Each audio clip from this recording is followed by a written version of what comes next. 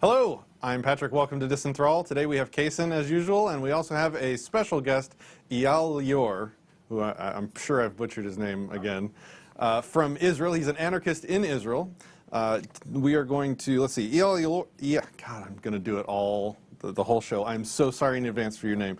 Eyal Lior is a voluntarist and an activist living in Tel Aviv, Israel. He is the guy behind the No State Project Israel, which is an affiliate project and show of the No State Project and Mark Stevens, markstevens.net. The objective of the project is to educate people about voluntarism and the means to create a society free from statism. Eyal educates people about the nature of the legal system and consults on how to deal with legal attacks where people get charged with victimless crimes such as traffic tickets, taxes, drug possession, etc. Eyal hosts a live podcast every Friday afternoon where he takes calls and answers questions about his unique approach to dealing with legal and bureaucratic attacks, as well as explain the libertarian philosophy. The essential elements of his teaching are critical thinking skills and identification of logical fallacies, alongside a guideline to self-study of the rules of the legal system, the modus operandi of judges, prosecutors, cops, and government officials, as well as various methods to monkey wrenching the system and beat the attacks. Welcome, Eyal. Sorry about butchering your name. Hey, my pleasure. I like hearing my name in all different sorts of accents and butcherings. Yeah, well, that's the Texas unique butchering of your name. Welcome to the show. It's great to have you. I've been excited about this conversation. Can you start by telling us a little about yourself and how you came to be an anarchist living in Israel?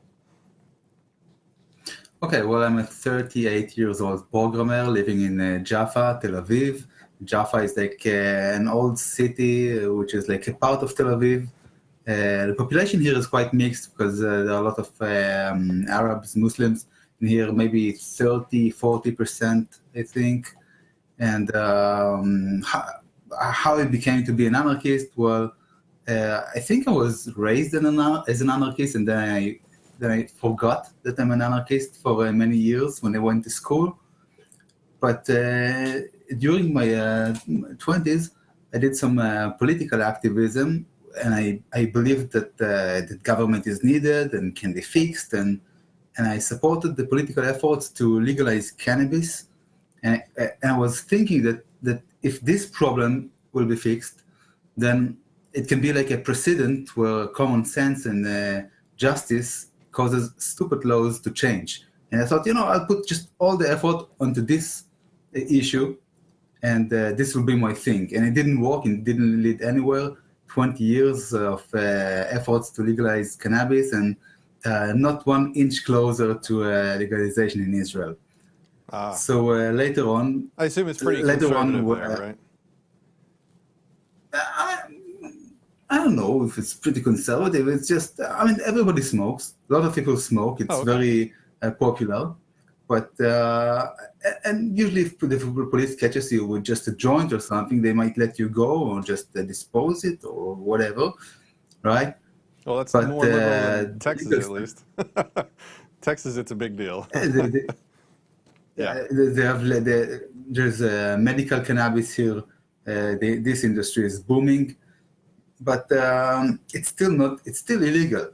I have a friend who is a part of the project, of the No State Project Israel, who is in a house arrest now, and he's been sitting in jail for 7.5 months before, and he's just waiting for his appeal because he was sentenced for 16 months for growing more than a few plants at home. 60, like 60 months? 16. 16? Wow. Okay. 16, 1/6. So later on, I gave up on those attempts to efforts to legalize cannabis because I figured out it's just going nowhere. You cannot raise enough political power and unite enough people to actually get that to change. And I was trying out some activism through going to court and fighting some unjust fines. And that's where I realized how corrupt and unnecessary the whole system is. So since 2008, I'm exposing the legal system and the political system, and I'm helping people deal with legal attacks. That's basically me, who I am, and how I became to be an anarchist. I How did just you? got You one said ticket too many. you said you started out as an anarchist when you were young. How did that? Most people don't start out anarchists because they're sort of Um, raised in that paradigm. How were your parents? Were they anarchists? my father was an anarchist Oh, when I wow. was young, and then he kind of like left it and became a statist again. Okay. But when you take a kid, an innocent child, and you make him an anarchist, it's not coming back. Yeah. So, but you go to school and everybody's a statist and nobody talks about it, and you think to yourself like, gee, it's just me. Like until the age of 28, I didn't know that there are other anarchists around on Earth. So a pleasant surprise, of course. Yeah. How is the anarchist community there in Israel? Are there many? Well, I can't say many, but I guess a few hundreds Wow. of Okay. NCAPs, So I wish we anarcho-capitalists, had. like a few dozens of my making. So There you go. That's amazing. I don't think and I've made a few dozen yet. I'm still working on it. I wish we could pull up an overlay map of Israel and Texas just so we could kind of get a numbers comparison because like I'll make it you say happen. you have a couple Yeah. hundred in Israel. I think you might have a higher per capita ANCAP population than we do here, which would be embarrassing to me. We got to work harder. Oh, are you pulling it up? Oh, cool. We're gonna get a map. smaller Nice. area, and everybody's closer to each other. So there's much more interactions. Yeah, yeah, yeah. Yes. So what I've grown up sort of feeling a kindred spirit with Israel. My family has been involved in ministries that do tours over there and do TV shows about the country. It comes from a religious background, but I visited Israel and I like to think I know some about it. And this is the same conversation we had yesterday about Mexico. We talked with an anarchist living in Mexico. As an American, it seems like my lens on the world is so skewed. And so what I'd love to hear from you is, can you tell us or can you talk about, like, what is the actual state of the country? Like, what is the state of your area? My impression is that it's like a bastion of like liberal democracy and civilization in the middle of a bunch of savages. And I don't know how accurate or inaccurate that is, and that might be a terrible way to say it. But again, I feel like my lens is skewed. So can you kind of correct that for me or confirm it? Half, because I never visited outside the borders. For me, Israel is like an island. I've never crossed the border to Egypt even. Many young people feel safe enough to go to Egypt for vacation, and I never done it. So I've never been in Jordan, Egypt, Lebanon, Syria. So I can't tell you really how savage or non-savage they are. We'll have to interview someone from there. But I'll tell you that in Israel, it's like a mixture of savages and liberals, and the society is quite mixed. Okay. So there's everything in one place. Like when you wake up and you go outside, do you feel safe? Relatively, yeah. Yeah, Okay. yeah, just like everywhere else, I guess. Okay. Well, I guess it's hard to really, without anything to compare to, right? When I visited, and this was 15 years ago, maybe a little bit longer, everyone left their doors unlocked, which is, I guess, a good comparison point for some people, because a lot of areas over here, Where were you? Not in Tel Aviv. Yeah, I believe so. In some places, people do it. Maybe Yeah, I think I was some people Jerusalem. do it. Oh, okay, I think it was Jerusalem. But okay, so you don't go outside and leave your door unlocked, like that's a thing. No, it's not. It's not such a good idea. There are thieves. There's poverty. There are a lot of junkies. So Okay, all right. I'm just trying to get like a cultural idea of what it's like there, So it's like a mix of everything. You got like the top of the top and the low of the low. So yeah, that was the theme with Mexico as well. it's like a melting pot of things that will never blend. Is there like a constant, strong sense of this external threat? And can you talk about that? Like Do you feel under siege there? It's something that comes. It's something that comes and goes, depending on the mood of the tyrants.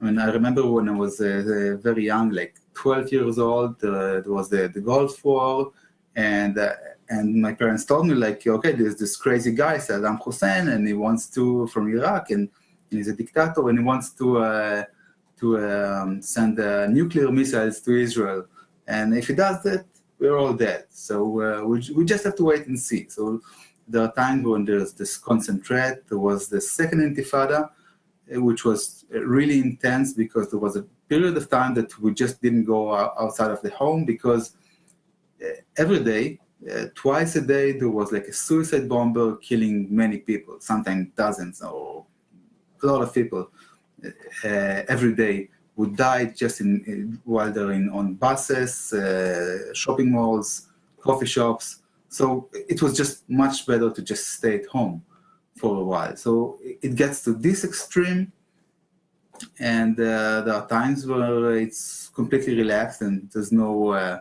you don't feel the threat, although, I'm not a military person, so I'm not aware of the threat, but I guess if you're working in the military and you're in charge of making it safe around here, then you probably deal with dozens of threats and actually small attacks every day, and you prevent them, and it feels different. You don't have this, you don't get that naive to think like, oh, there's no threat at all. I see. Interesting. So, which kind of leads us into how I found you. You did an hour-long commentary on a debate that we moderated between Victor Pross and Marco Den Ouden recently. I enjoyed very much listening to your analysis of it, and I was excited and fascinated to talk to somebody in Israel that has a much more practical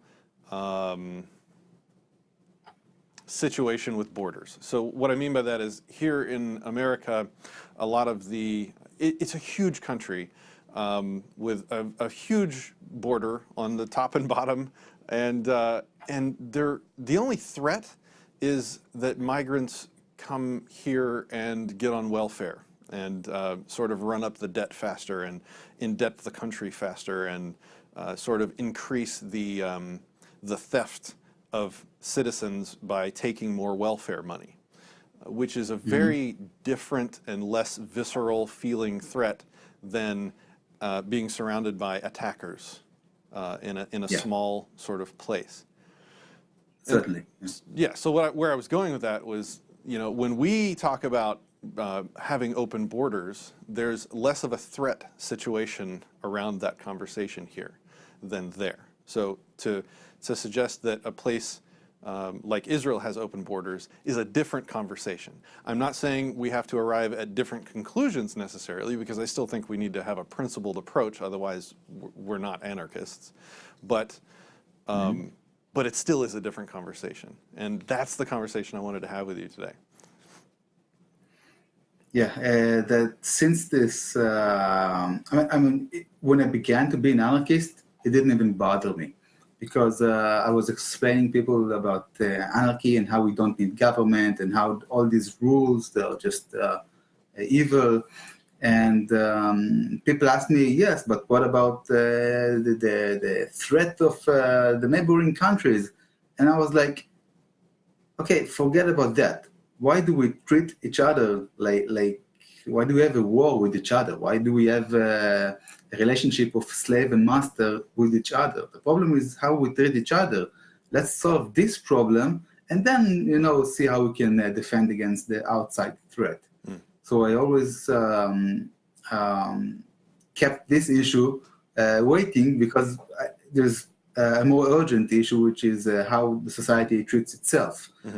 So recently, since all the anarchists started talking about open borders and closed borders, and this issue became hot, I was thinking, okay, how can I find a philosophical approach to this? What position should I support? Because clearly I cannot say, oh, no borders. It's easy to say I'm against borders because I'm an anarchist, but is it really practical? Is it going to work? How is it going to work? you need to have some kind of a theory around it.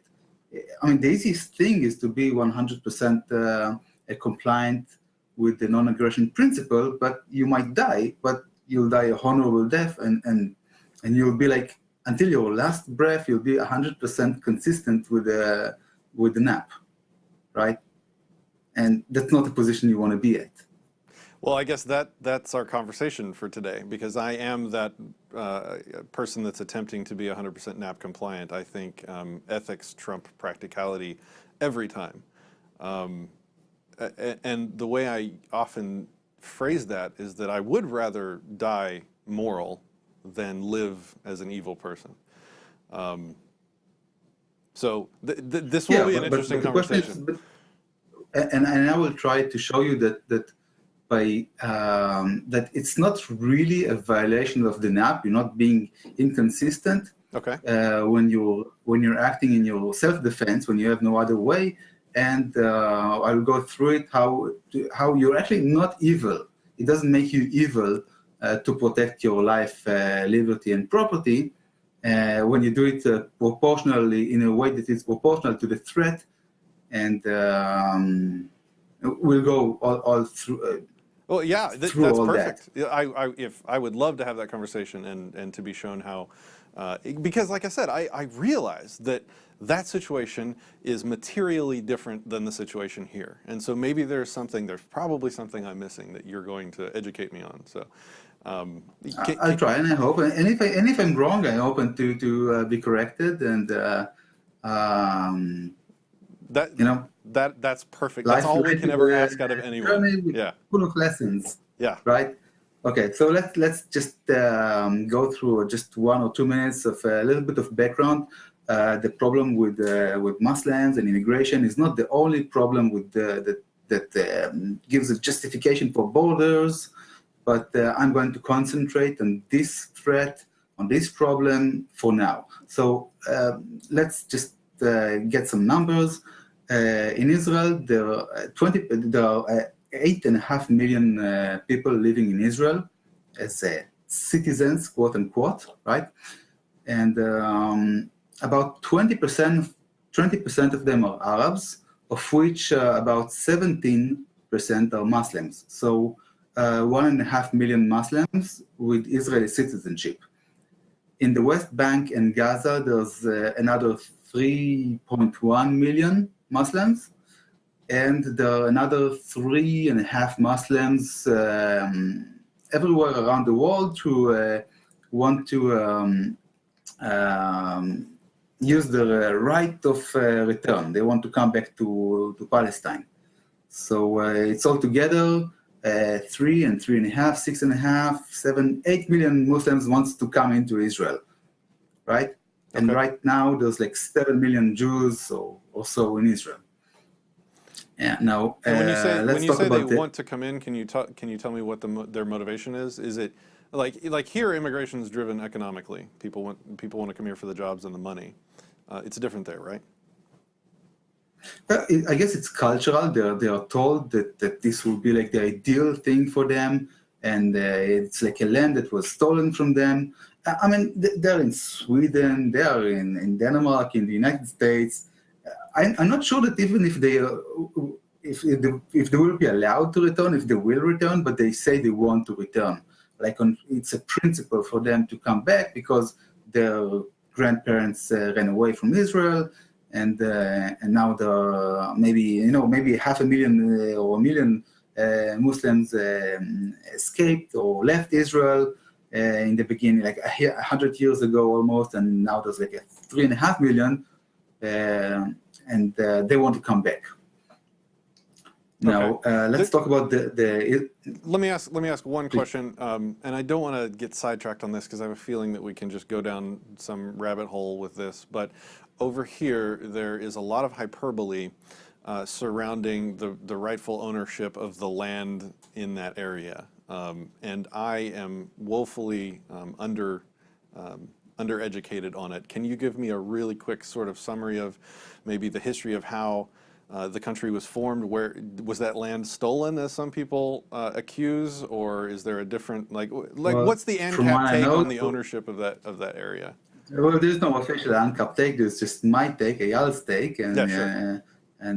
everyone Good has his answer. own take. Good So I think answer. Yeah. so. I don't care about who was here before. I mean, there's evidence for Jewish cities and settlements before the early Arab ones, and who cares? Who cares what happened 2,000 years ago, 200 years ago? I mean, my grandmother was born in Israel, so I mean, before the state, right? So there was the Brits here, and there was the Ottoman Empire, and it was a big mess. Who cares? I was born in Israel. I didn't steal anything from anyone. I don't owe anything to anyone. Okay, Perfect that's answer. how I see it. Okay. And even if someone wants the land back, it's not going to involve killing me or giving me the option of swimming, right? Of going to the ocean and swimming. That's not acceptable. Right. So I just wanted a few points about the population of Israeli Arabs. I always had a few friends who are Palestinian, not Palestinians, Muslims living in Israel. But let's talk about that 17% Muslim population in Israel. Hundreds of them were complicit in terror acts in the last decade, just in the last decade. They represent at least 40% of the suspects in murder cases, robberies, violent assaults, arson, etc. And in 2011, those numbers reached a height of 50 to 70% of the violent crimes and murders and robberies. We're talking about 17%. Were committed by who? 17% of the Muslims. Muslims, okay. We're talking about 17% of the population committing in 2011 50 to 70% of the violent crimes. Okay. Now let's talk about what Wikipedia says about Muslim citizens. Or yes. Okay. Yes. So which were probably born here, right, and raised within the Israeli society, but keeping into their communities. According to Wikipedia, and I'm going to finish it after this point, the possible reasons for the high crime rate are one, the disintegration of the clan structure and the move to nuclear family. So teachers and local leaders have less influence, while there's also the general conflict and the poverty and discrimination, and there's the process of formulating political and social identity, where one group strives for a secular society and the other, one group strives for secular and inclusive society, while the other is an Islamic elite that paddles toward Islamic society as an end goal. And there's an additional possible reason for the high crime rate, that they are viewed as a threat. I mean, they commit a lot of crime. People are afraid of them. Now they are viewed as a threat, and this causes some frustration, and it turns them again into crime. So nobody wants to be viewed as a threat. Okay, so these might be the reasons for the high crime rates, and we have to keep it in mind. So I just had to throw that in, so we'll have some kind of background. So it's not really there is a category that we have to deal with. There is a problem that we can't close our eyes and say, oh, they just have an old book and we have an old book and those books are full with violence, but why do you discriminate against them? Well, there's a lot of crime rate. There's a lot of problems with them. Okay. And would a strong border help with that if they're already there and they're already citizens? Okay, well, in comparison to the Palestinians outside the borders, there is no comparison, because I guess 99% of the terrorists came from Palestinian areas, from the West Bank or from Gaza. So they do appreciate the privilege that they have to be Israeli citizens, quote unquote citizens. It comes with a lot of privilege, because they have much more advanced and stable, they live in a much more advanced society and stable life, and then they have all the opportunities in the world, safety and jobs and whatever, right? I mean, they live in the Israeli economy. Okay. All right.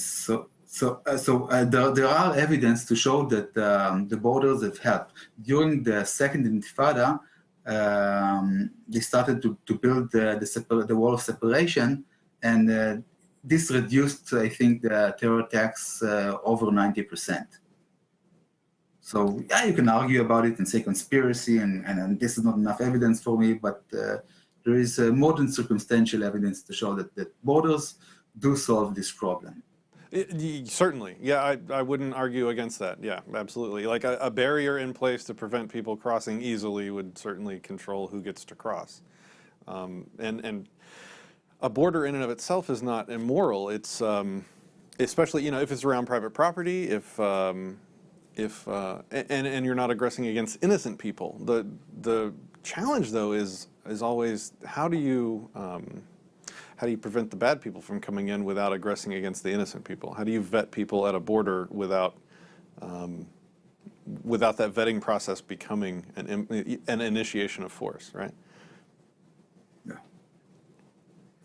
So before we get into the theory, and we were that close to get into the theory, I just got to say one more thing about my position about the current state borders. Because, I got to say that I'm not defending the actions of the state of Israel, the quote-unquote state. I'm going to stop saying quote-unquote. It's obvious. So I'm not trying to defend the morality of the actions of the army or the occupation. I'm not trying to argue for occupation or stuff like that.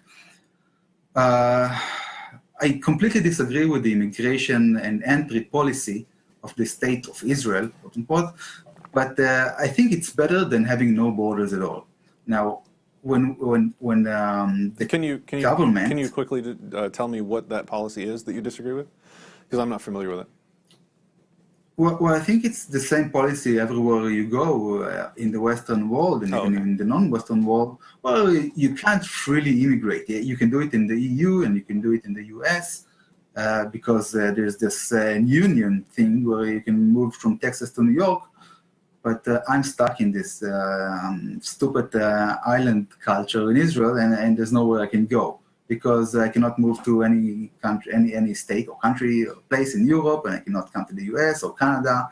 It's all closed for me. I can come for a visit up to 3 months. I cannot work. I cannot stay. So I completely disagree with the immigration and entry policy in general, at large. So now, I would feel very trapped. Is that how you, I mean, do you feel trapped there? It seems like... Yes. That's another different perspective I've never had before. So I don't feel trapped here. Of course. But it's I am. A huge place. You have lots of beautiful nature, that you can enjoy, and I like to go and take trips to nature. And I've seen every spot in Israel. It's boring. So if I want to see something new, I have to go on a plane and plan a trip and rent and go hotel, and it's really complicated. Pull up the map. The U.S. Texas map. So I think we all naturally identify with the smaller region that we're living in, and I've grown up in Texas. I'm proud of Texas, but as an ANCAP, it still is just a state border. But the culture here is different than the rest of the country. Yeah. See, look. Just looking at the map comparisons gives me a different perspective. Yeah. Sorry, I didn't mean to interrupt you. I just wanted to... The feeling of being trapped is something I hadn't thought of before. Not being able to go where I want to go. Most people here, they feel like they're in the ultimate place, and it's like the best place, and it's the most beautiful place, and many of them haven't been outside. But I was lucky enough to be a lot outside. I spent 3 years in Germany as a kid, so I know how big and beautiful place can be, and I really feel trapped. But that's not the only reason I disagree with the immigration and entry policy, because I want out and go to other places. I disagree with this policy for everyone, everywhere. I think that people should be allowed to move and compete about where they want to live, because eventually it always comes down to, do you have the money to live where you want to live. I want to If like you want to go to rescue. Switzerland, I want to like rescue Eyal expensive. now. How do we get Eyal out of there? Let's stage some kind of caravan to get him out. I don't know how we do that. I can't drive there. I know. That's not happening. Oh man, I'm sorry. I'm sorry. I for have that. some ideas. We'll talk after the show. Okay. All right. Okay. So the second thing about the state borders, and I'm talking about every state borders, about Texas, United States as a whole, Europe as a whole. There's this issue of forced integration, and all the people who are opposing open borders have mentioned it. Forced integration. Forced integration. I can see it dividing to three separate issues. One is welfare and taxes. So the more welfare immigrants you bring, the more money is going out of your pocket. So you are directly affected from this situation because there is a gun to your face. The state is holding a gun to your face, extracting money. It brings more people who need welfare. It comes out of your pocket. Do you the second have issue immigration in Israel? Like, is there an immigration policy where people can come and live there permanently from these areas that you're not wanting? Well, very few people actually come from like normal places, and you don't have a lot of immigration from, I don't know, we don't bring immigration from Syria, but we have a lot of work immigrants from Africa.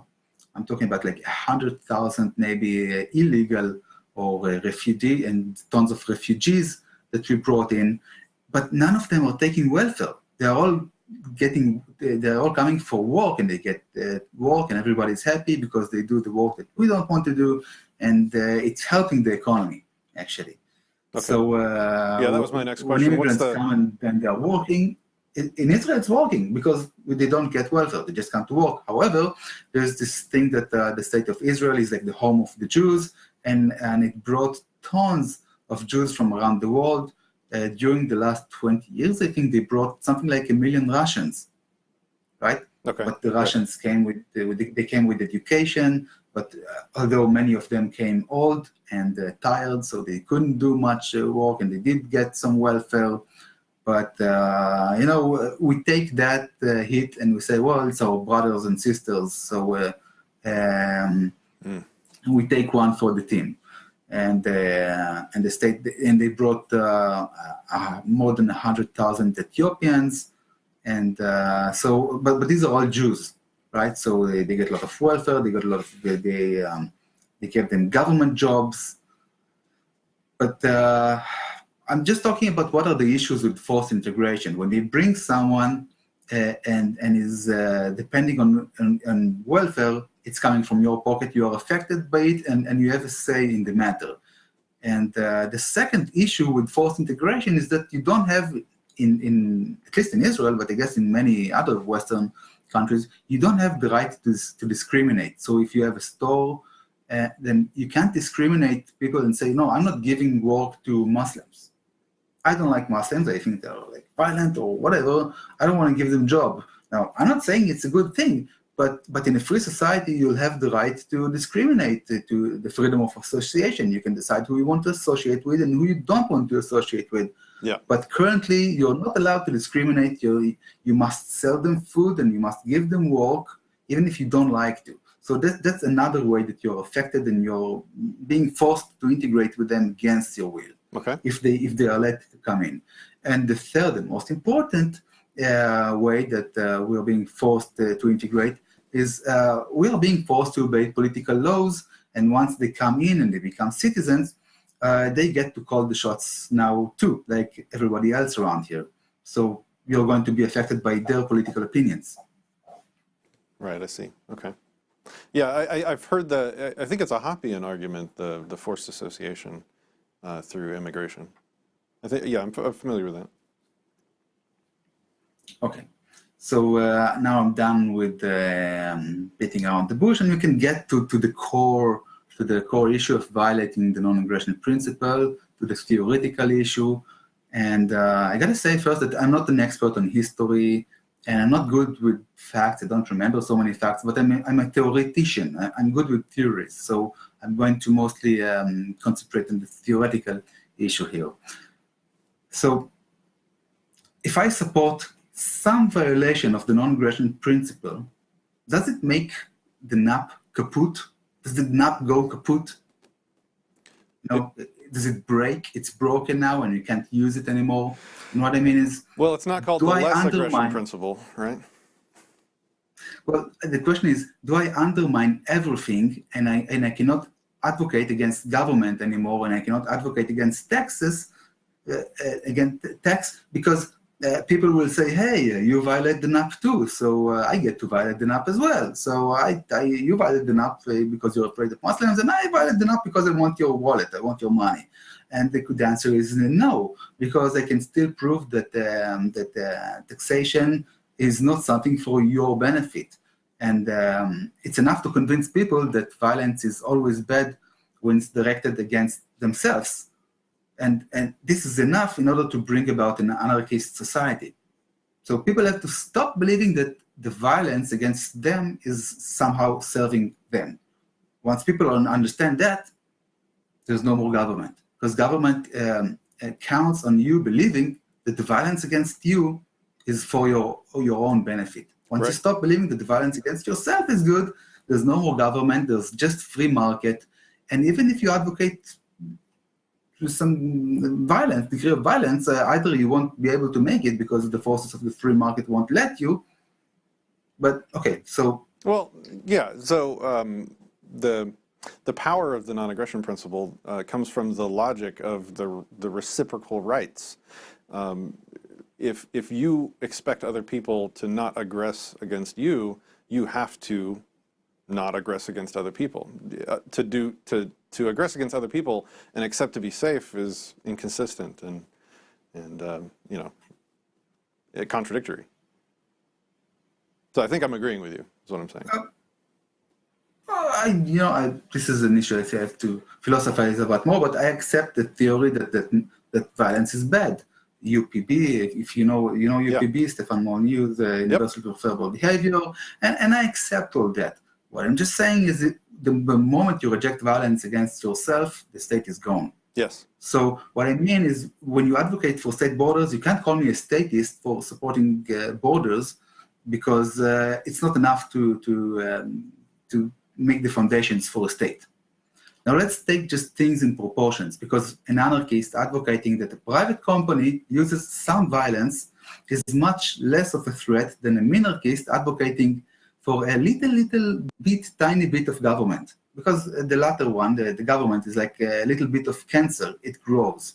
And a private company that uses violence and establishes some kind of border, it can't grow like a cancer. Because if it provides a service no one really needs, then it's going to run out of money. It's not going to work it's a very weak business case. Yeah, right. The shareholders, the board of directors, they would all be ostracized or face scrutiny, or their stock price would drop as soon as they stepped out of line, which is a pressure the government doesn't have. So yeah, I agree. A tiny government would be worse than a large corporation with a lot of guns. Yeah, I agree with that. Okay, so now let's get into theory versus practical or pragmatic perspective on the problem of borders. When we talk about morality, moral theory is one thing. So when we look into moral theories, they always relate to behavior, not to behavior plus circumstances, just behavior by itself. Rape is bad. The behavior of raping is bad. The behavior of murder is bad, no matter what are the circumstances. So moral theory is about behavior. And when we judge the real world and specific cases, that's already a practical question. And when it becomes a practical question, avoidability and proportionality come into question. Those two words are really important here. They play a serious role here. So according to the degree of avoidability and proportionality, we can see if and how bad was a moral principle violated. Okay. Yeah. You can measure the level of damage that way, yes. But I think it's either moral or immoral. It's a switch. It's on or off. It's either ethical or unethical. Now, the degree to which something is... Yeah, Yeah. the theory is always just 1 or 0. It's moral or immoral. Rape is either immoral or moral. But when it comes to actually you shot someone, but we have to look into how could you avoid shooting that person, and if he was just stealing a chewing gum from your store and you shot him, that's an in-proportional response, I guess. So the question is, should I breach the non-aggression principle because of a risk, not because of an imminent someone is attacking me and there's like a 100% I'm going to get hit 100% sure, there's 100% certainty that I'm going to be affected by someone's action. No, we're talking about risk.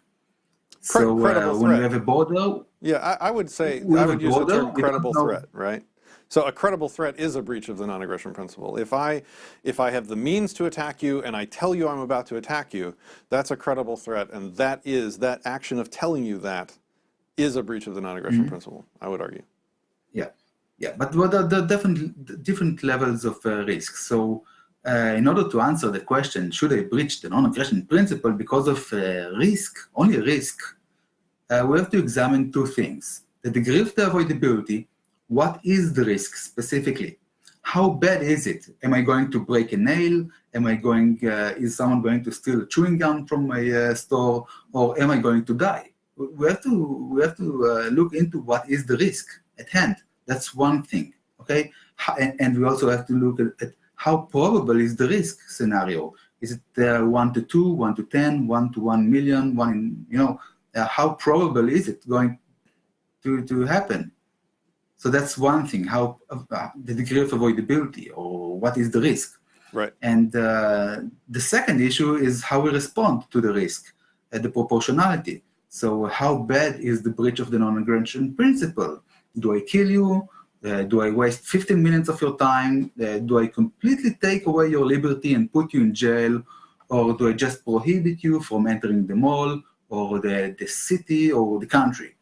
My response has to be proportional to the risk. But that goes back to reciprocity. So if somebody threatens you with death, then you can respond with deadly force, right? If somebody threatens to steal a watch, then you can respond, with enough force to end that threat. But then it falls into the black and white thing. It tells you like, absolutely, I'm going to shoot you. I have a gun. You see me load the gun. You saw there's a bullet in the gun. You know I want to kill you. I have the gun. I tell you I'm going to kill you. There's like it's not white. It's black. But I'm talking about gray areas, and gray areas exist in reality, and they come in all sorts of shades. And so I would like you to introduce me to that, because ethics for me are very black and white. So I would like you to introduce me to this gray area that you're talking about. Okay. Moral theory is black and white. Actual real life gives you lots of circumstances where it's not actually black and white, but it's gray. When you can't really tell whether someone is really going to shoot you or not, but you can't take the risk. But if someone says, "Oh, I'm going to do something," and you're just going to break the nail, that's a risk that you can take.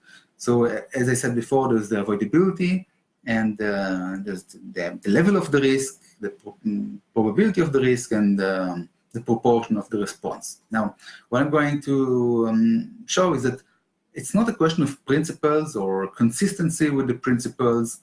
You know how Larkin Rose and people say, "Oh, you're unprincipled if you support any kind of aggression against innocent person in the name of your security. If it's not black, it's white." That's the approach of Larkin Rose and other such people. I'm not going to throw that name again because it's not here to respond. So, but anyone who's saying it's not principled is saying, well, if it's not black, if it's not 100% black, then it's white, and there are gray areas. So the question is only about when I'm talking about borders and so I'm talking about the current circumstances, about these times and these places. So is it justified to use force here and now, etc., etc.? So, for example, if I build a wall, if I decide to going crazy, and I'm building a wall between Be'er Sheva, which is a city in the south of Israel, and Tel Aviv. And I create a border between Be'er Sheva and Tel Aviv, and I prevent people from coming from over there to Tel Aviv, because we in Tel Aviv, we are much more cool people, and we have a sophisticated culture, and they're not cool, and I don't want them around. So that wouldn't be a gray area. That would be completely, there's no justification for violence there. There's no gray area. But the border between Israel and Syria and Lebanon and Egypt, that's not a black and white issue, because many Palestinians and Egyptians and Lebanese, they want peace. So it's not a black and white issue, but it's a gray area, because we know there are a lot of people there who do want us dead. Okay. And they do start attacks. So we can't tell which is which. This is exactly why I wanted to have this conversation, because when we have to talk about here in America, it's very black and white, because you don't have a lot of imminent threat, like to bodily, physical, immediate harm, which is what you're talking about, which is very clarifying for this discussion. This is awesome. I would say that and definitely correct me if I'm wrong, that the only way you can say that it goes from black and white to gray is if you stop talking about individuals and start talking about groups of people and regions. So if you keep it at the individual level, it is black and white, right? It's about evidence, because we've seen in the second Intifada how many, thousands of terror attacks, thousands of individuals becoming suicidal zombie killers who will kill innocent people, children, even without blinking. So yes, this society has a problem. There's way too many insane terrorists there. And yes, there are good people there, but you cannot just say, oh, well, because I have no way of knowing who is who, then I'm just going to die. That's my solution. I'm going to die because I don't want to be a criminal. That's not a good solution, because if you do that, all good people are going to die, only the bad people are going to survive, and they're going to be the people that are living on this planet after everybody. So it's not a good idea. It's not such a moral good thing to do. Right, and I'm not suggesting that we just sit here and let people kill us for our ethics. I feel like this is becoming the argument that, if I don't tell you how the roads are going to get built in the absence of government, that, we can't, we have to keep the government around. So if I can't tell you how to protect against these terrorists, that, the ethical argument is immaterial. Only that I have a complete theory, which is I'm not going to go into today because we don't have enough time for that, of how borders can be maintained in a free society without government, even tomorrow. That's why I'm advocating anarchy today. I'm not one of those transitional anarchists that says, I'm an anarchist, but I want government to first become a minarchy. No, I want tomorrow anarchy, and I have a theory, and I think it's a very good theory on how private companies, competing companies can manage one border way more efficient and safe than the government does. So it's not about we can't have anarchy until the government fixes everything. Well, I would love to have that conversation. You can come back next week or a week after next. We can certainly do that. Absolutely. That sounds fun. Sure. That's really how the future is going to be like. Yeah. But today there is a certain risk. That risk is real. It's not imaginary. If you take down the borders, people will die. There will be war, right? But there's no 100% certainty about individuals. If this individual is going to kill people if you let him in, or this individual a good person. Right. There's no 100% certainty. Right. So, and there's even not 100% certainty that we die if we open all the borders tomorrow. Maybe everything will be wonderful. I don't know. But we are talking about all or nothing, because this is what the open border supporters say. They say, open all the borders. There's no justification for borders anywhere. It's just imaginary line. Do you have a justification? Do you have a justification for the state borders? Well, yeah, but because we have enough level of risk that we can't allow to open the borders, because too many people are going to probably die. The risk is very probable. You said and that we there's can't been allow enough evidence to show. You said that we can't allow that. Who's we? Well, I personally cannot support opening the borders. I don't want them to be maintained with the current policies that the government does. I don't want the government to manage them, but I want private companies to manage the borders, and that would work much better, I think. But in comparison to having no borders, yeah, I prefer that the government keeps the current policy and just until the private market can replace what the government is doing. So, wouldn't to exert sort of violent control over that land, shouldn't you have to have an ownership interest in it? Like, shouldn't you have to own that land before you can suggest that people use guns to prevent people from entering it? Well, it's the sort of situation where if you hold the hostages, then you're responsible for their health, for their safety. Okay. So right now the government is the monopoly on force, and it prevents private companies from providing security services. So they have the responsibility to keep us alive. And is it moral? Is it good? I mean, of course, private companies could make much moral operation of the borders, but well. Still, it's better than having no borders. Having no borders is not an option. Opening the borders and saying, "Oh, 8 million Muslims come in, it will be fun." I mean, you get to vote, you get to take welfare, and we get to live together and sing Kumbaya. It's not going to work.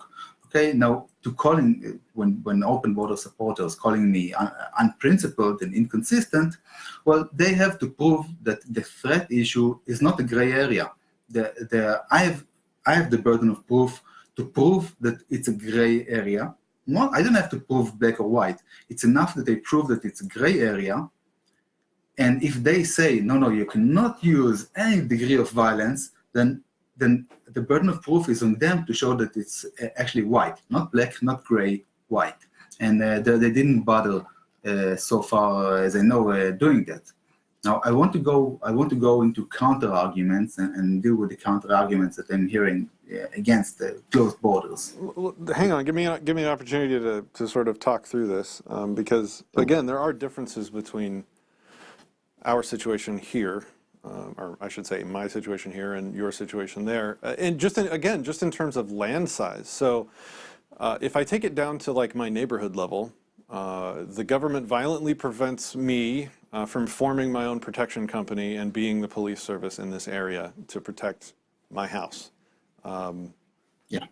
So if I hear of a credible threat of somebody going to break into my house, I'm not going to not call the police because they're government police. That's all, it's all I have. I mean, I'm going to defend my house. Yeah. That's an interesting conversation we might want to have later too. I'm not sure what the gun laws are in Israel, but in Texas, everyone's armed and can defend themselves to a certain degree. But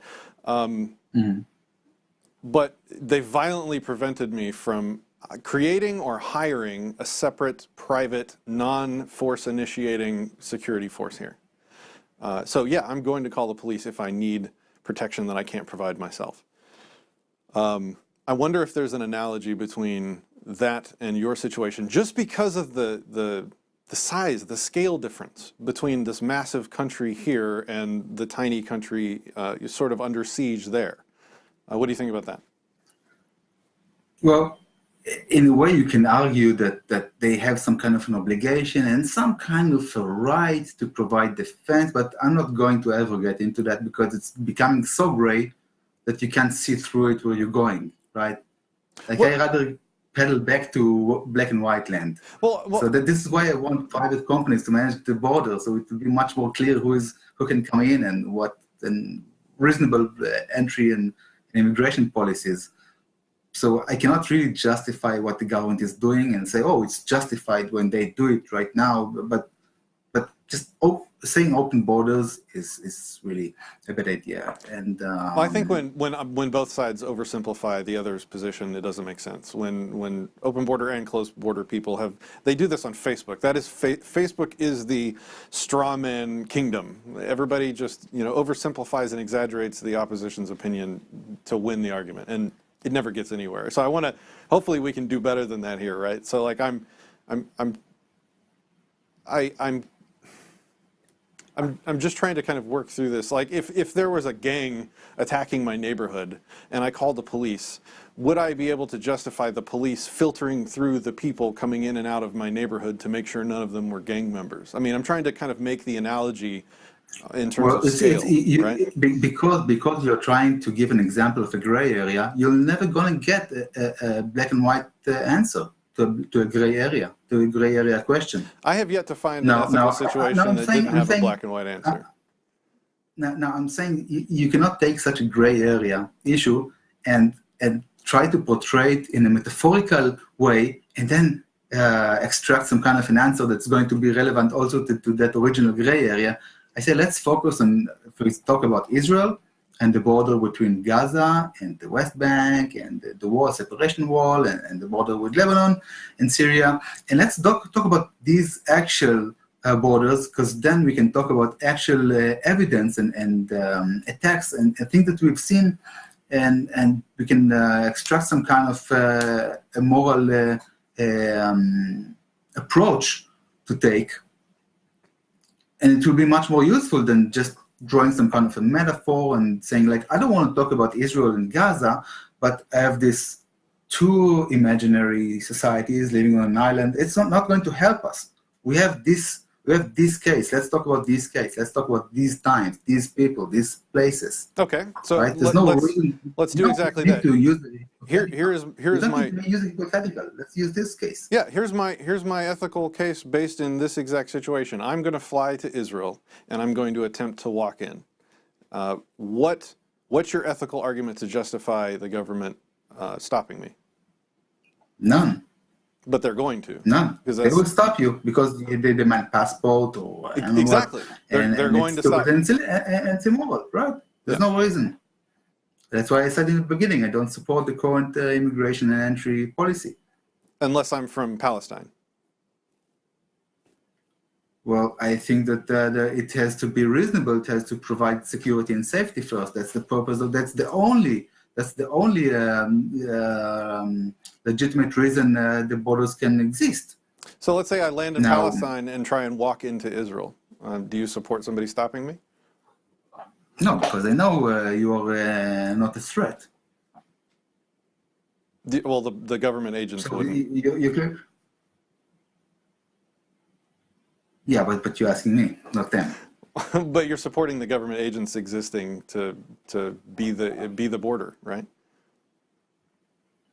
Yeah. I mean, I think that I'm supporting them doing that, but it needs to be done in a way that is way more moral, ethical, and safer and humane than they do it. But to say, oh, we don't need the border, it's just insane. And I want to go into a little bit. I'm not even going there. I'm just like, you have to tell me how you're going to justify them initiating force on me when I try and walk in. That's the bar. That's the ethical bar. If you can justify using force against me, then you win this discussion, I think. Well, there's a need. There's a real world necessity to have a border. And that necessity comes from the threat of terror and the demographic threat or what have you. And there's a situation between 3 or actually 6.5 million people here and 7 million here. So there's a clash between 6.5 million and 7 million people, and you're just walking and you think oh, because my rights are being violated, then just take down all the borders. I don't care about the mess that's going to happen because of it, but my rights cannot be violated. I must have the right to walk wherever I want on earth, no matter what are the consequences. That's not practical. That's not pragmatic. And that's not moral, right? We have to look into the circumstances and the big picture, and we cannot pick and choose what factors we want to weigh in and what factors we don't want to weigh in. So you have to take into consideration Hamas and Hezbollah and ISIS on the border with Syria. You have to take that in consideration. You cannot just imagine going away and there's just Patrick and Eyal and the Israeli son of a bitch at the border, right? We have to count the whole picture or nothing. Now, I really want to go into a few, Please, go ahead. a few of the counter arguments or the popular non-solutions. So one non-solution that I'm hearing a lot is that people say, oh, you're just obsessed with Muslims, it's Islamophobia. Islamophobia. Now, maybe, but let's talk about Islam for a second. About 30% of the teachings of the Quran and all the religious books, they talk about jihad, right? And jihad is not only through violence. So, for example, if the Muslims in America attempt to use violence in order to conquer America, they know they're going to lose. They're a very small minority. What? 1%, 1.2%? How many? How many Muslims are in the United States right now? Like 5%? They're going to lose if they're going to start with violence. So there's the jihad by immigration, and there's many forms of jihad, not just by violence. Now, Islam is not just a religion, it's religion plus political system. And unlike Christianity and Judaism and other religions, there's just one way to follow Islam, and there's one authentic way to be a Muslim, to live like Muhammad. He is the perfect example, and there's just one way to be a Muslim. So this religion and political system cannot be reformed or reinterpreted the way Judaism and Christianity was. It was written by one man. The whole book, the whole concept is about living like that man, and that man was living by the sword. So it is a violent religion that cannot be reformed. Now, we have to admit that Islam is a problem. We cannot close our eyes and say, well, it's not a problem, it's not a threat, because it is a threat and it is a problem and it's not solving itself. Now, we have to look at the effective solutions that are there for us to use. And we have to choose from the effective solutions which are the most moral ones. So you cannot avoid making a choice in the face of a threat and say, no, I don't like any of the possibilities to solve this problem, so I'm not going to solve this problem. No, sorry, that doesn't work like that. That's not more. You're not more moral or ethical person when you're just avoiding solving such a big problem.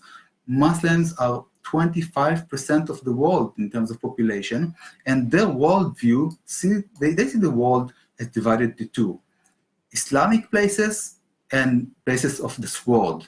Dir el-Salam and Dir el-Harb. Okay, they have 13 countries where apostasy is punishable by death. There's no gay rights, there's no rights for women. And take Egypt for example.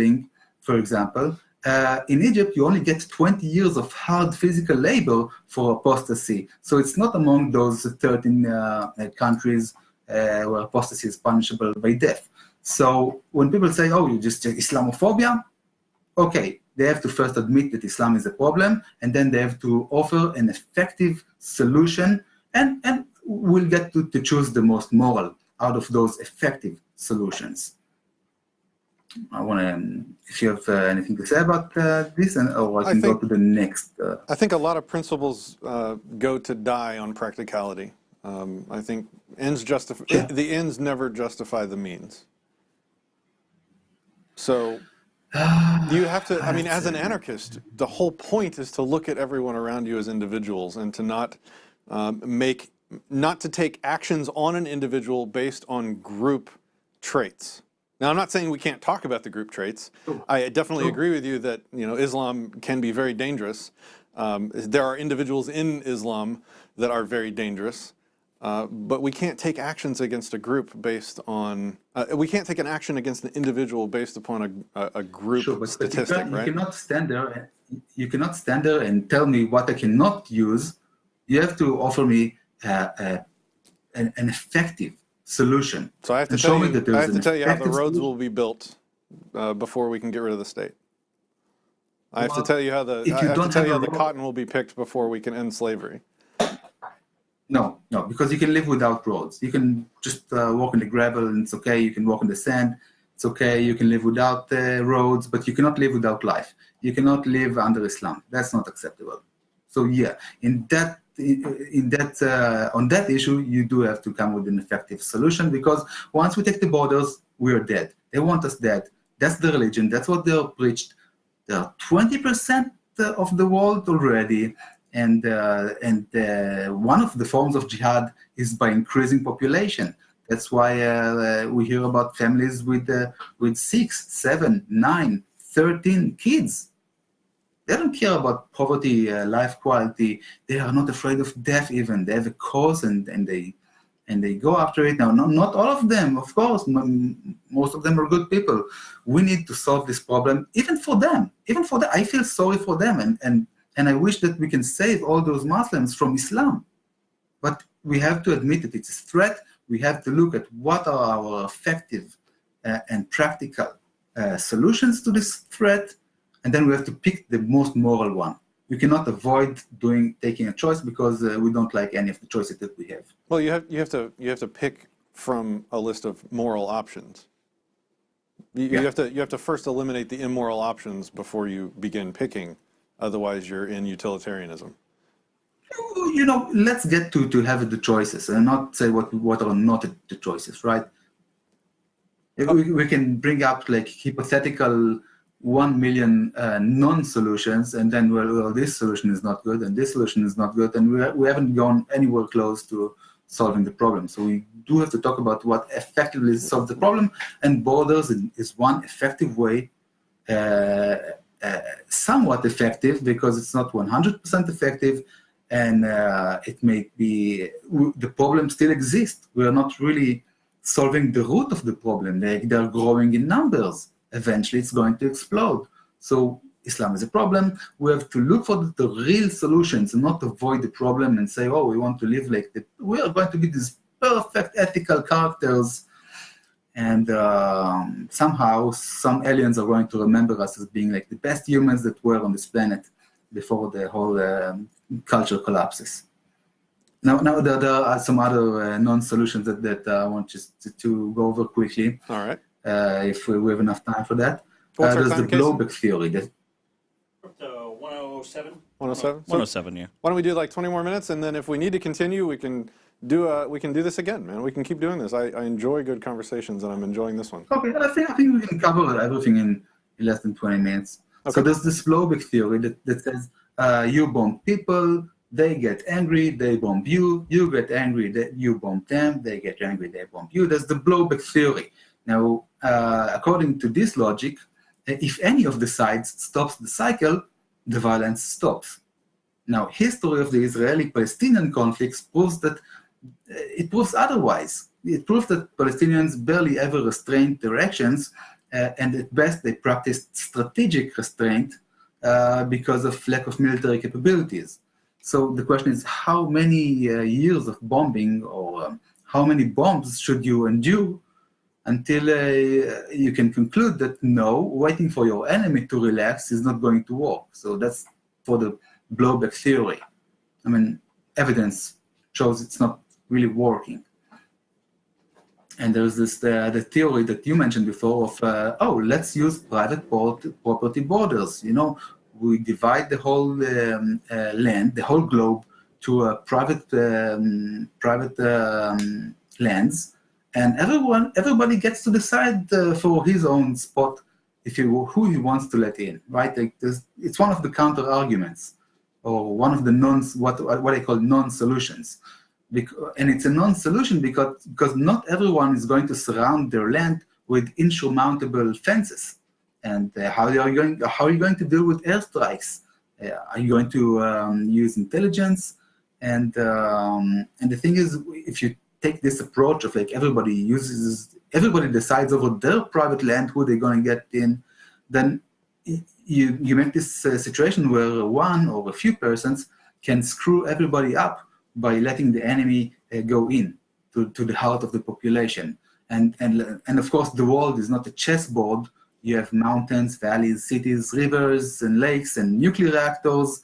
And also, if you look at the map of Israel, which you presented before, it's not a square. So an attack in the center, it can divide the country easily into two, because the width between the length between the West Bank and the sea is just about 20 kilometers.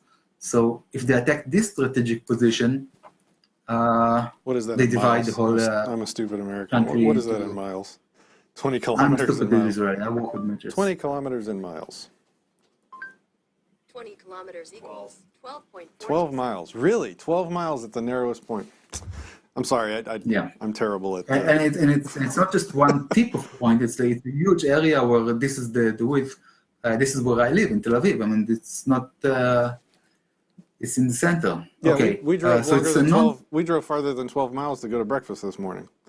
So, yeah. Yeah, I mean, you can stand at one point and see the sea from the other. So you can stand at the one border and see the. There are places where in Jerusalem even you can see the beach. So it's a non-solution. It's completely idiotic to say like everybody gets to decide over their private land because people are not building fences and walls over their land. So it's not really going to work like a border. So it's just like saying like, oh, just let's imagine that there is no problem or let's all die. And another non-solution is let's have everybody own guns. And then when you have like 6 million people owning guns, they cannot win. We will defend. We will be able to defend ourselves much better. You have an army of like 100, 200 soldiers, 300 soldiers with weapons versus having 6 million citizens with guns. And I think guns are not enough even against the smallest and worst equipped and worst trained army in the Middle East. And it's a completely idiotic and not effective non-solution. Another non-solution and counter-argument here is that the I'm sorry. Muslims... I understand it's your opinion that it isn't a good solution. Can you explain why it's not a good solution? It's not a good solution against an army. It's against an invading army. It's not a good solution against 2 billion people who decide to take over the land. Well, entire countries have decided not to invade America because they know that 1/3 of our population is armed. Only 1/3. I don't know if that was the reason. I think that the nuclear missiles are way better. Quote? Yeah, sorry, Kaysen. Yeah, the guy went on public record saying that there would be a gun behind every bush and tree or something like that. So it would be crazy for anyone to invade America. Okay. I'll find it in I a still while. don't think it's a. I don't think it's a. We can have this military strategy conversation and see if it's really practical or not. But again, the burden of proof is on the open border supporters to prove that that's a completely white issue, not gray, not black. No, the burden of proof is on the person wanting to initiate force. If you're going to be the initiatory force, you have to prove that.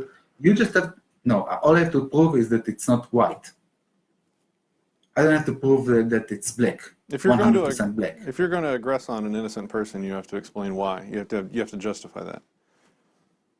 Well, but I don't have to prove that 100%, 100.0000% he was going to kill me in order to draw the gun or shoot him in the leg. It's enough that he has a gun and makes the threat and doesn't pull his gun. I mean, I don't have to get to the 100% mark in order to have a justification to use force. Yeah, I'm at 0%. Now, if you go right? about I'm not threatening you in any way, but they would aggress against me. Right. Yeah. Even if you say like, "Oh, I want you dead," that's not good enough. I mean, there has to be not like slightly gray. It can't be just like 1.1% gray. You have to show that there is a serious threat. That the harm that would be done to you is something that you cannot take, and that the response you take is proportional to the situation. All that they've talked about before. You cannot just say, "Oh, the kid was going to steal a chewing gum from my store, so I shot him in the head." Of course, you have to look at what is the risk and. First of all, if someone is a credible threat, I don't care who accosts them or prevents them from coming into any country. If they're a credible threat, they're a credible threat. You can initiate force on them. I'm talking about me. I'm a 0% threat, and yet they would initiate force against me if I tried to come there. Yes, but we cannot know. And the whole threat is that jihadists don't say, "Oh, I'm going." Like take for instance the people who took the planes into the towers on 9/11. They didn't go with a sign over their forehead saying like, "Oh, we're going to do this. We're going to kill thousands of people." No, until the last moment, they wouldn't tell you this. So there's no way to know. But they are there. They are real. There is a threat, and it's a serious problem we have to deal with. And no, we cannot tell who is who. So we are in a problem. We have to find a solution that we're going to create least harm to good people and most harm to bad people.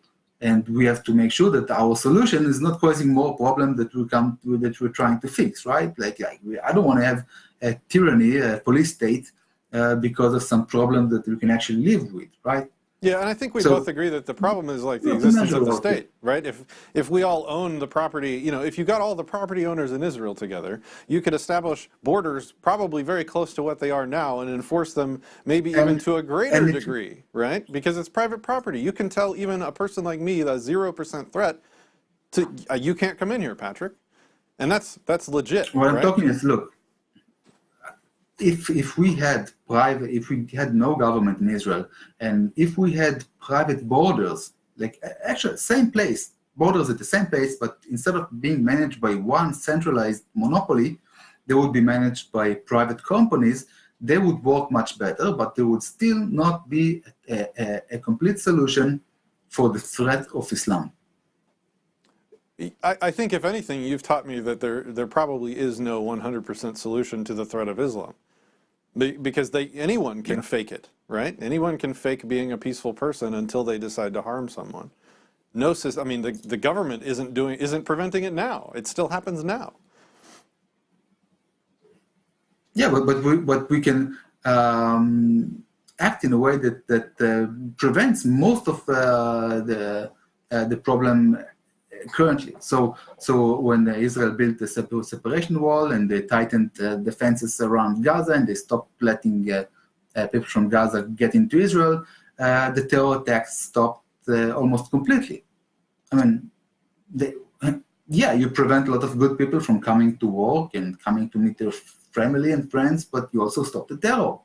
I mean, yeah, it sucks. You want to see your family. Sucks, but other people don't get to die. I prefer that, right?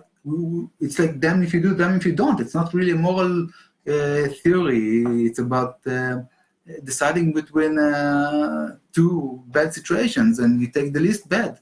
And I think that was the analogy I was making back to the neighborhood police with like an attacking gang. Like everyone in the neighborhood is going to want protection. And so if the state, the government of Israel, is the only protection available because they would prevent you from having your own, and most people in the region, which I think you would agree, most people in the region want that protection, then they have to use the means they have to use the only option that's available to them, right? Okay, yeah. I kind of miss your point where it's relating to the borders. I was trying to find a way to justify this ethically, and so I was kind of throwing that to you to see if that made sense. So they're preventing you from having your own defense, and most people because there's a scale difference. If you go to the size of Texas or the size of America, it falls apart because there's so many people. You're going to have plenty of people that want visitors to come visit them that have nothing to do with this fight, that are probably not under attack, because it's a huge area. There's unowned land here that people should be allowed to get to, right? There is no threat that you can point to and say, oh, I have justification to make a border here and check everybody in your papers, please. Why? Show me the threat, show me the problem, right?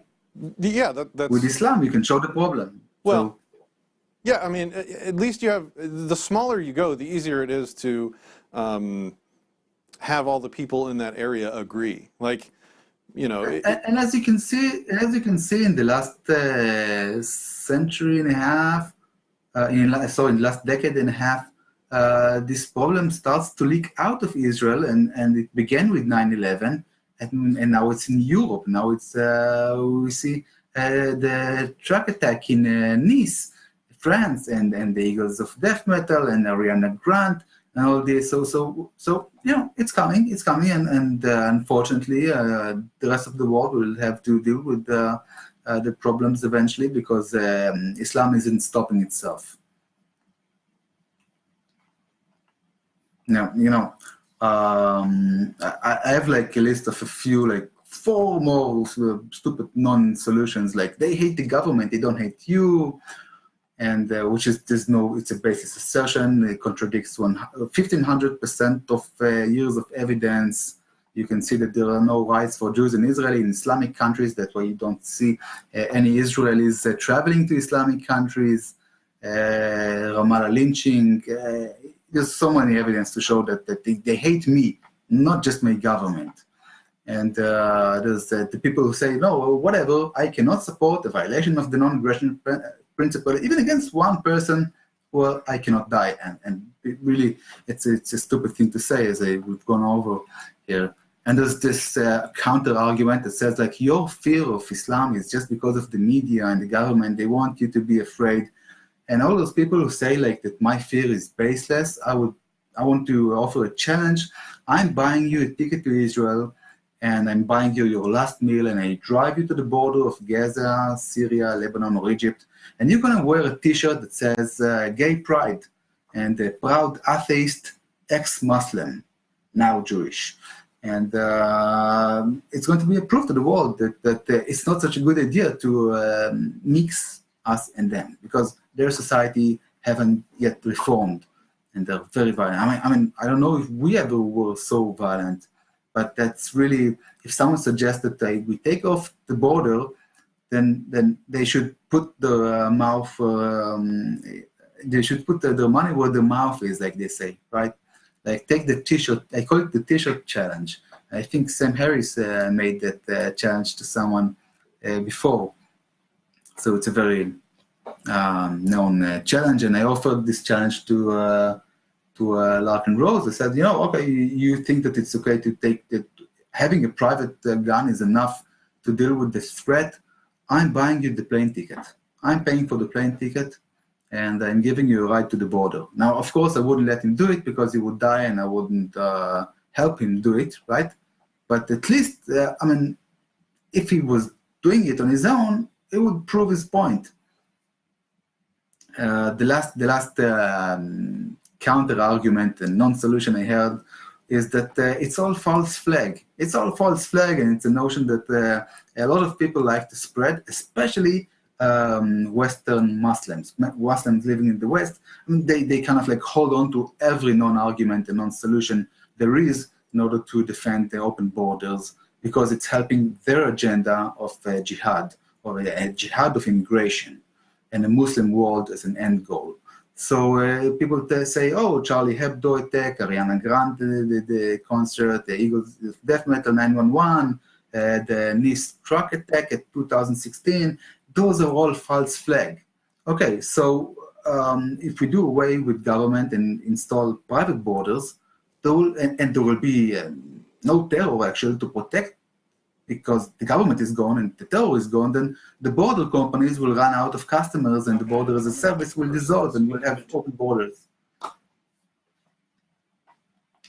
Okay. Yeah. So I'm not. I'm ready to conclude. So. I want to clarify. I'm not the opposition. Those 3 or 4 points of opposition that you ran through were informative for me, but I don't hold any of those positions, and I also don't. I'm not suggesting an open border position for Israel.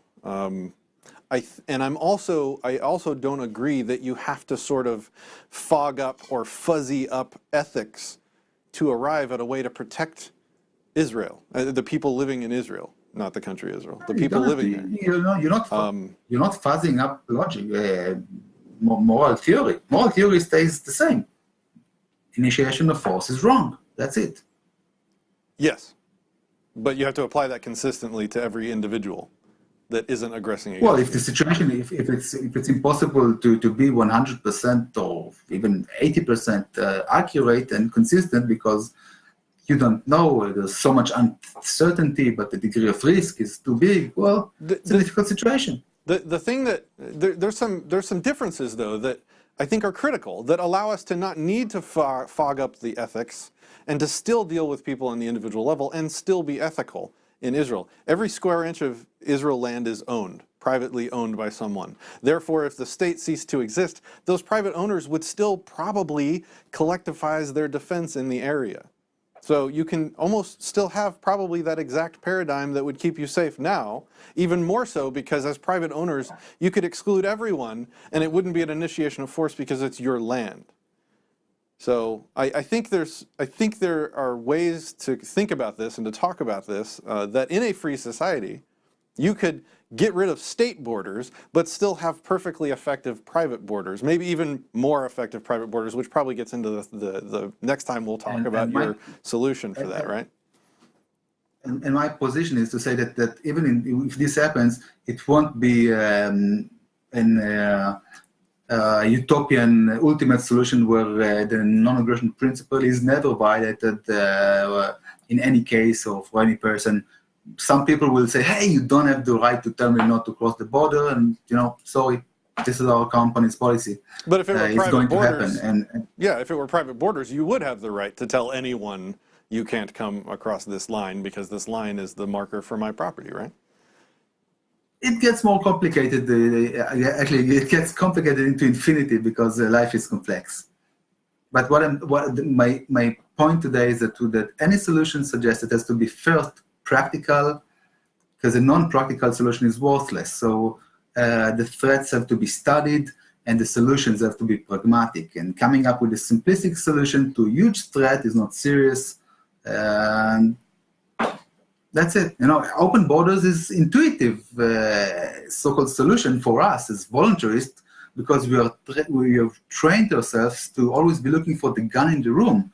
So if we're talking about educating the kids, paving the roads, helping the poor, resolving disputes, creating money, we look for the gun in the room, and we show how wrong it is, and we can show that in none of these cases there is justification for pulling that gun.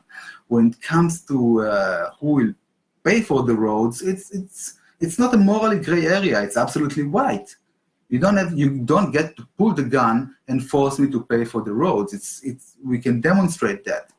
What all open border supporters I've heard so far do is they don't offer a reasonable pragmatic solution, but they do criticize anyone for any degree of violation of the NAP, even if it's against one person, and they do it with a complete disregard of the factual situation and the circumstances.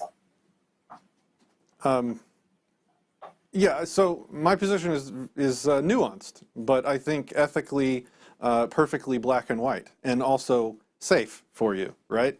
And to say that there's a difference between the Palestinian threat and the ethics of roads is, there's a difference in scale of the threat, but in terms of the ethics of the situation, if there are no roads and you have nothing but dirt paths, people have, 3 days of food on average stored, and if they can't get transportation to a source of food, or if there aren't roads for trucks to transport food on, people die in 3 days. So roads are a life and death matter too, yeah. So, but they're already there. We don't have to pave them every day anew. Yeah, but it's still not a justification for the initiation of force, is my point. Yeah, because they'll be there tomorrow. Yeah, so I would like to continue this conversation. I hope you enjoyed it. I really honestly have, and I don't think we're done yet, right? Do you have do you have a conclusion, or was that it for today? That was it. Okay, all right. Yeah. I think I kind of said my good conclusion, my piece for today. So with that, I think we'll conclude. Thank you. Do we have any questions, Kason? I forgot to ask that. Yeah, I think we pretty much covered them all, like in the course of the conversation. Like, how can I determine who can come into an area? How somebody was wondering how borders in a free society might work. So let's pick that up next time. And then just a couple quotes, an armed society is a polite society, stuff like that. So borders in a free society. I think, Eyal, that's our next talk, and I would love to get into that with you because it sounds like you have some great ideas on that too, right? Mm-hmm. Yeah. All right. So as my usual closer, I would like to extend an open invitation to anyone, any viewer that watches this that thinks they would like to come on and have a conversation or even a debate or would like to talk about just about any subject you'd like. Please contact us and we can set that up. Yeah, I think we're good. Thanks, guys. Thanks for watching.